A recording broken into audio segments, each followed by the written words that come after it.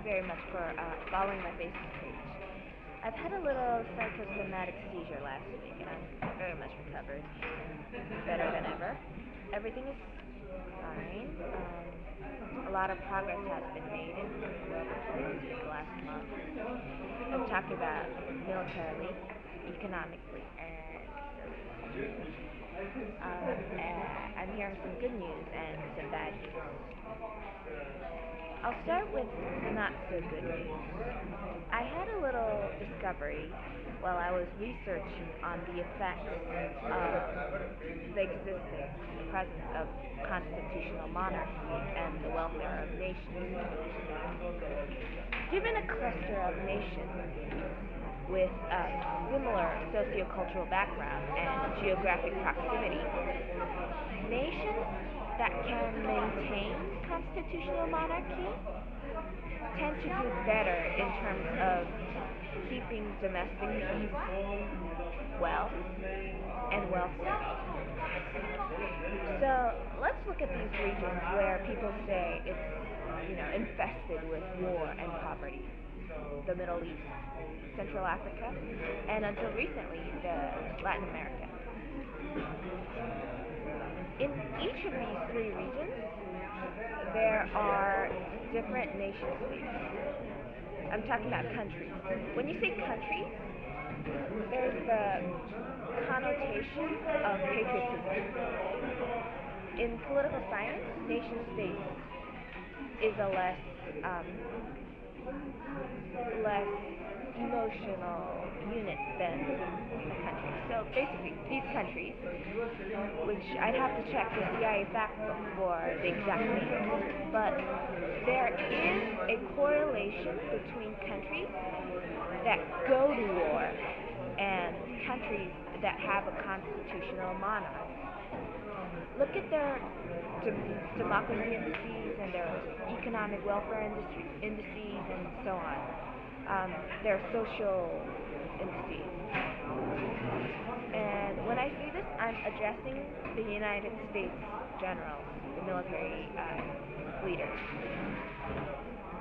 There's a problematic country somewhere in the world, then you should check if they have a spiritual leader.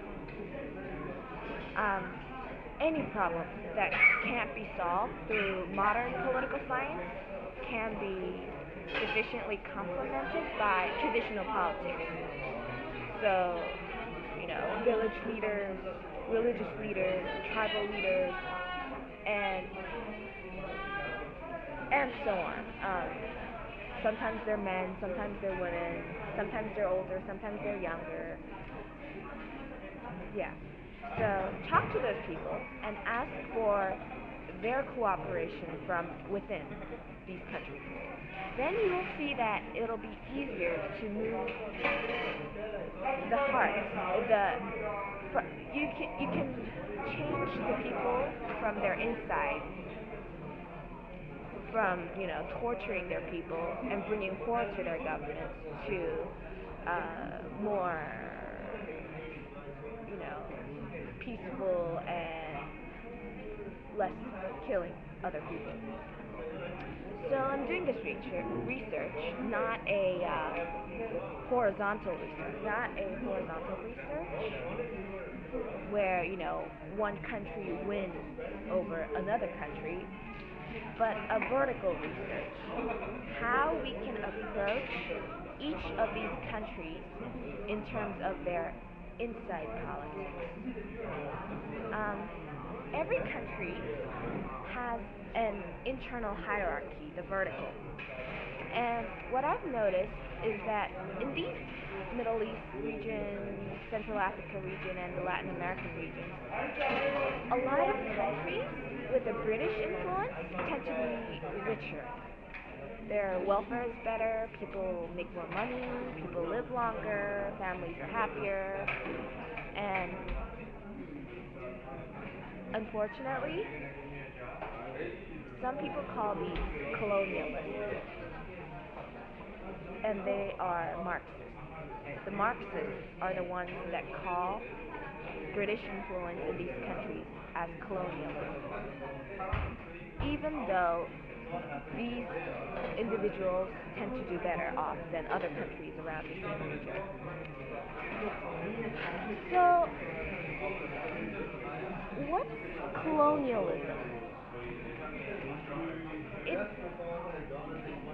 has been sort of a way to justify a lot of killings in the later part of the last century. But I think it's sort of the time for diplomats and political theorists to come to an understanding or sort of accept the fact that it's just a theory. It could be right, it could be wrong. It's just a theory. And actually, it's a Marxist theory of world politics and world peace. According to this theory, there's developed nations and the developing nations. So let's look at these developed nations and the colonialists. Who are they? There's United States, France, United Kingdom, Spain, Portugal, etc., etc. And now let's look at the countries that are part of the North Atlantic Treaty Agreement. Are they the same countries? So, I think from this sort of intellectual exercise, we can discover that it's a rhetoric for the Soviets, the ex-Soviet military, to keep these world regions under their control. The Soviet military tells these people, you are a poor country with no hope and worthless people that we can kill. And it's the NATO countries are the ones that are making you poor, that are making you useless.